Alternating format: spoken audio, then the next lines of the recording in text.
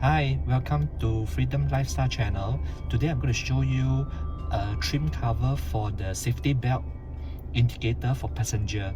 Alright, so you can see from the picture that right now there is no trim cover.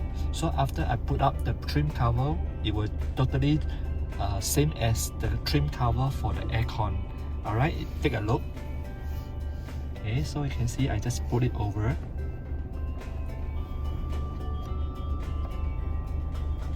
Put it over on top, and it totally match the dimension.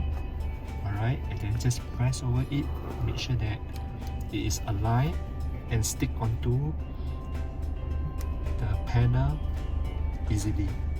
Okay, make sure that it stick hard,